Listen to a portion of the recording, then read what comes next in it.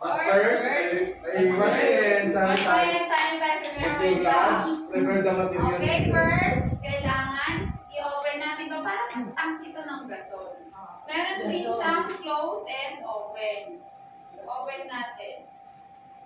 Ito, kahit isa lang. Okay, isa lang natin. Dapat dun nga tayo sa sink para maranasan sa rin maglagay ng water. Ang nilalagay lang natin ay saline solution or distilled water. Hindi basta water. Like milk is nawasan. Milk is better. Okay. Bacteria na yun. May yan bukasan may lumot. Saline solution or distilled water lang. Talagang umiikot yan kasi parang malay mo na to. So, pwede umiikot talaga yan. Okay. Open natin. Of course, ikakabit muna natin ito. Dito natin ikakabit. Gusto mo na diba? Okay, parang bumibigay kayo sa natin.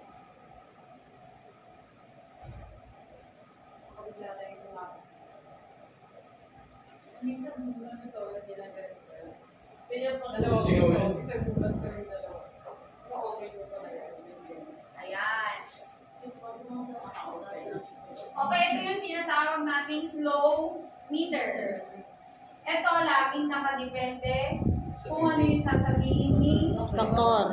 Kung talagang kailangan nyo na, pupunta kayo sa 5. Pero sa demo, para hindi maubos yung oxygen, magtulang tayo. Okay, open natin. May open and close lang din yan.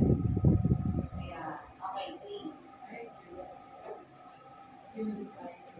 Tapos ito, napapansin nyo to, always na nasa baba ito. Ganyan. Okay, pasok na yung ganyan. Buhay na siya.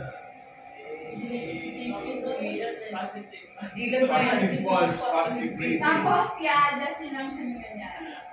Okay. Buhay na siya. Buhay na. The patient has been revived. Ganun lang naman yung patient natin. And then, ito-close na natin. Close mo muna. Close mo lang dito. Parang gasol. Opo.